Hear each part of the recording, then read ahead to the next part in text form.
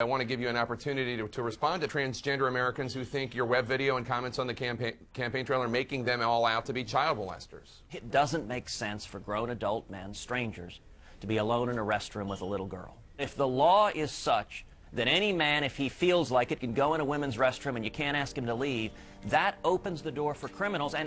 But I don't think that's what the law is. Public restrooms. The foul-smelling, toilet paper deficient, windowless prison boxes you spend as little of your time in as humanly possible. According to the honking clown car of right-wing zealots your racist uncle just voted into office, we have to ensure that they don't also become the site of an epidemic of attacks by trans people on defenseless women and children, because it's totally a thing that happens.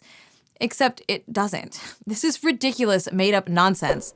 But unfortunately, it's effectively promoted nonsense. And it's just the latest salvo in the latest conservative crusade to deny trans people their basic human right to exist. But hold up a second. Let's step back and take a quick look at how the media has contributed to the hatred of trans people in our culture. It was so sexy, the way he moved around. I had to ask him to slow down so I don't drop my load too quick. Load? What load? Oh, you know, my sperms. Where would your sperm come from? From my balls. You in Bangkok, sweetie. There's a reason they don't call it Bangkok. Oh!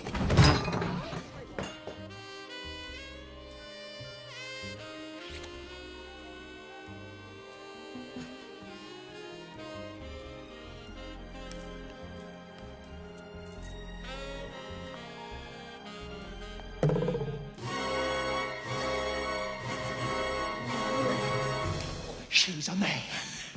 If the lieutenant is indeed a woman, as she claims to be, then, my friend, she is suffering from the worst case of hemorrhoids I have ever seen! That's why Roger Podacter is dead! He found Captain Winky!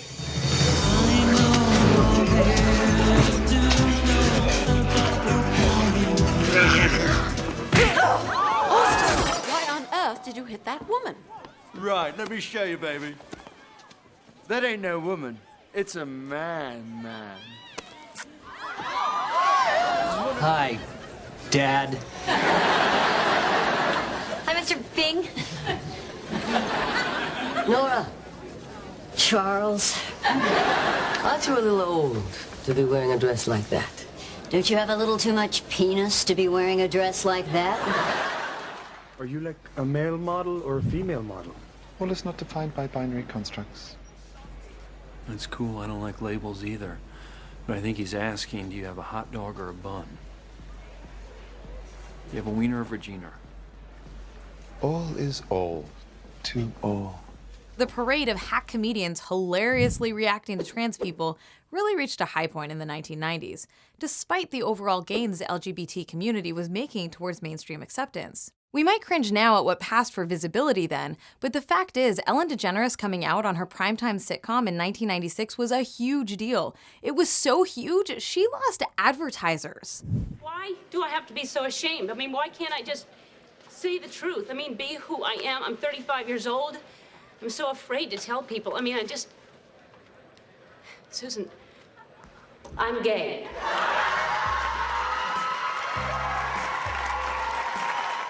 Fast forward 21 years, and Ellen has a new show where she can, host former presidents. Times have changed, is what we're saying. Whatever meager, unsatisfactory gains the LG and B parts of the community may have started seeing in the 90s, things lagged behind significantly for trans folks who continue to see themselves represented by insulting stereotypes as they continue to be the butt of cheap and easy punchlines. But this wasn't just bad comedy, although it was bad comedy. It was so bad. It was also a deeply harmful reinforcement of the belief that trans people are not fully human.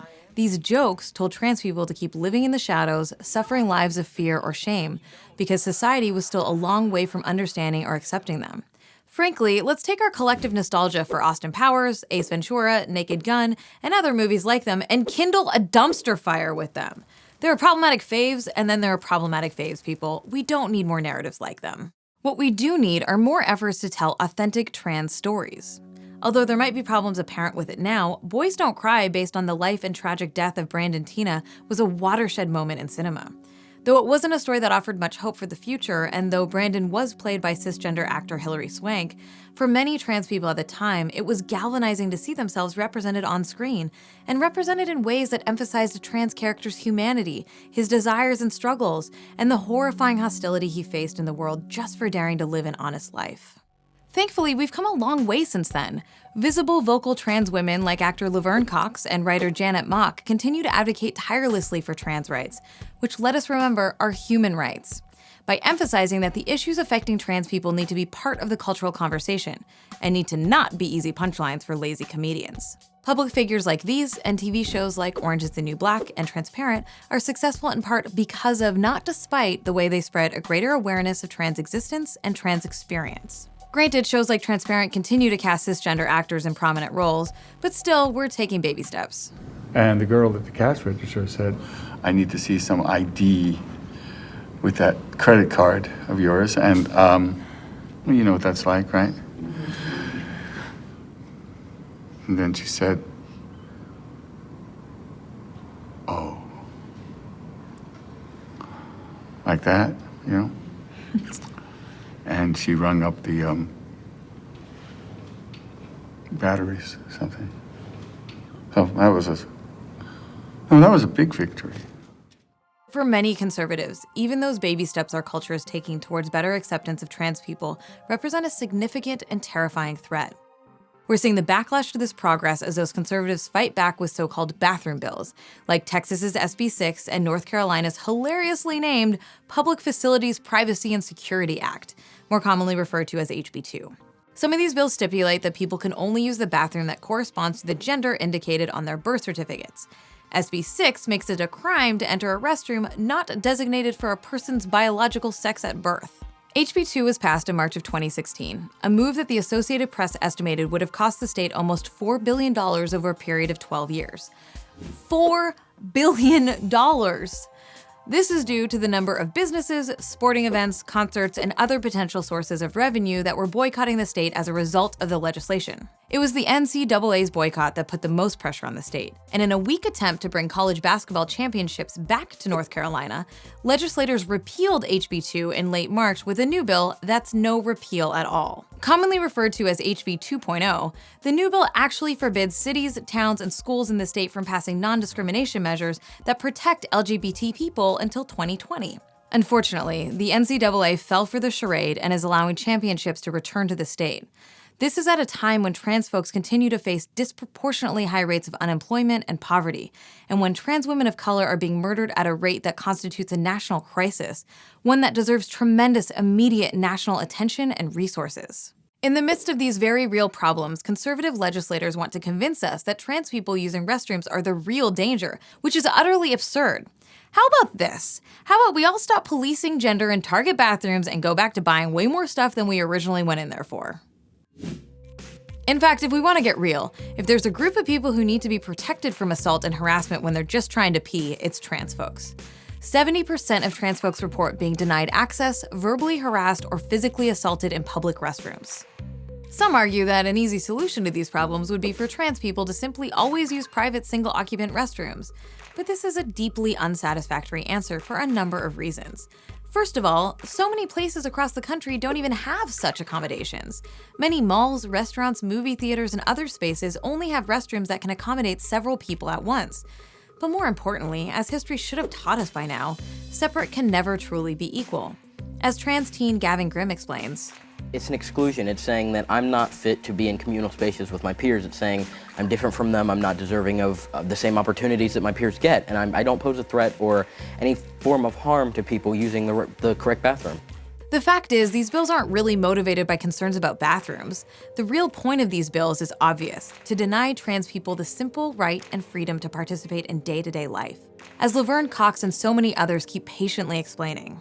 What people should know about these bathroom bills that criminalize trans people using, like criminalize me going to the women's room, is that these bills are not about bathrooms. They're about whether trans people have the right to exist in public space. If we can't access public bathrooms, we can't go to school, we can't work, we can't go to healthcare facilities.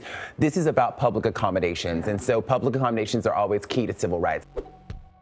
So how did we get here? And where is here? And what do we do now? In May of 2016, the Obama administration issued guidelines to public schools instructing them to allow transgender students to use a bathroom that corresponds to their gender identity, a significant step from the federal government asserting the fundamental rights of trans people. However, the Trump administration rescinded those guidelines, and Trump has appointed Roger Severino, who in earlier roles has advocated against trans rights and protections, to head the Civil Rights Division of the Department of Health and Human Services. In other words, someone who is strongly opposed to the basic rights of trans people now plays a considerable role in determining trans people's access to healthcare. It's a bleak turn of events, though for now, Title IX of the Education Amendment Act of 1972 continues to protect trans students from discrimination. However, with Trump in the White House, conservatives in state legislatures are seizing the opportunity to strip trans folks of their right to exist and function in public life. Such basic, fundamental civil rights should never be left up to the states to decide. They should be treated as intrinsic and undeniable. Gavin Grimm was set to have a case go before the Supreme Court that would have established a precedent on this issue. However, given the Trump administration's rescinding of the Obama administration's guidelines, the Supreme Court sent Grimm's case back to the Fourth Circuit Court of Appeals for reconsideration. So legally, this issue may not be resolved anytime soon.